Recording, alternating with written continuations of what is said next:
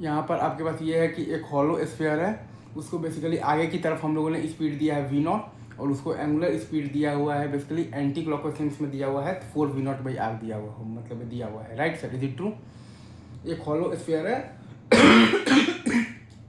और उसको आगे की तरफ स्पीड दिया मतलब दिया हुआ है v0 और उसको एंटी क्लॉकवाइज सेंस में एंगुलर स्पीड दिया हुआ है 4v0/r। राइट, और सरफेस का आपके पास कोफिशिएंट ऑफ फ्रिक्शन दे रखा है म्यू। ठीक है सर, तो आप जब इसमें ध्यान देंगे ना तो आपके पास ये चीज़ है कि बेसिकली जो बॉटम मोस्ट जो पॉइंट है वो आपका बेसिकली ग्राउंड के रेस्पेक्ट में फॉरवर्ड डायरेक्शन में जा रहा है, मतलब कि फॉरवर्ड स्लिपिंग है, तो काइनेटिक फ्रिक्शनल फोर्स आपका बैकवर्ड डायरेक्शन में लगेगा to make v equal to omega.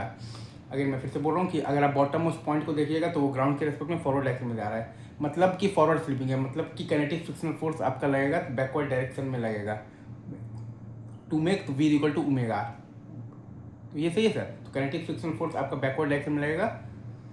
ठीक है, तो अगर आप ध्यान दीजिएगा तो पॉइंट पी से जो है वो आपका तो काइनेटिक फ्रिक्शनल फोर्स कर रहा है, पास कर रहा है। Right sir, is it true?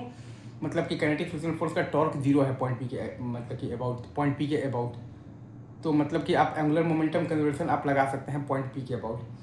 तो आपके पास आ जाएगा mv0r माइनस आ जाएगा तो 2/3 mr² इंटू आ जाएगा तो 4v0/r, और ये बराबर है आपके पास जब प्योर रोलिंग स्टार्ट हो जाएगा तब आपके पास एक कंडीशन आ जाएगा v मतलब कि is equal to omega r का। Right sir, is it true? जब प्योर रोलिंग स्टार्ट हो जाएगा तो आपके पास एक कंडीशन आ जाएगा v is equal to omega r का। और हम लोग ये चीज़ जानते हैं लाइक सिस्टम का विथ रिस्पेक्ट टू ग्राउंड आता है आपके पास सिस्टम का with respect to centre of mass, और प्लस आता है आपके पास सेंटर ऑफ मास का with respect to ground. System का विथ रिस्पेक्ट टू ग्राउंड आता है आपके पास सिस्टम का with respect to centre of mass और प्लस आता है आपके पास सेंटर ऑफ मास का विथ रिस्पेक्ट टू ग्राउंड। तो ये आ जाएगा आपके पास तो 2/3 mr मतलब कि स्क्वायर इंटू आ जाएगा v/r और प्लस आ जाएगा mvr, तो ये आ जाएगा आपके पास 5/3 mvr। तो जब प्योर रोलिंग स्टार्ट हो जाएगा तब हम लोग मतलब लिखेंगे 5/3 इंटू m इंटू हम लोग लिखेंगे तो v of the pure rolling into r। तो हमारे पास क्या आया है कि mv0r माइनस आया है तो 2/3 mr² इंटू आ गया है तो 4v0/r, और ये बराबर आ गया है 5/3 इंटू m इंटू तो v तो प्योर रोलिंग इंटू r। तो यहाँ से आपके पास v प्योर रोलिंग आ गया है -v0 और omega of the pure rolling आ गया है आपके पास -v0/r। यहाँ से आपके पास v प्योर रोलिंग आ गया है -v0 और omega of the pure rolling आपके पास आ गया है -v0/r।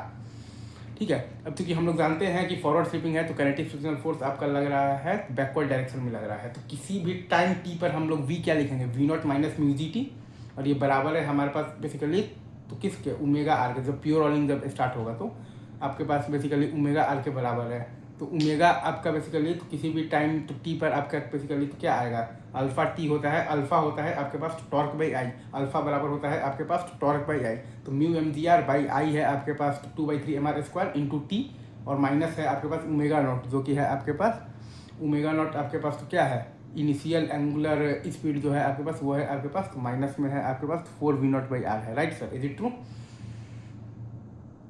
तो ये है आपका basically omega at any time t into r. तो यहाँ से अभी आप बेसिकली जब टाइम निकालिएगा तो टी बराबर आपके पास मतलब कि आ जाएगा तो 2v0/μt, तो v of the pure rolling आपके पास आ गया है v0 और omega of the pure rolling आ गया है आपके पास -v0/r। v of the pure rolling आ गया है आपके पास v0 और omega of the pure rolling आपके पास आ गया है माइनस में आ गया है तो v0/r। Right sir, is it true? ये भी केस आई गेस आप बहुत अच्छे से समझ होंगे, और फाइनली तो आपके पास स्टैटिक फ्रिक्शन फोर्स 0 हो जाएगा। राइट।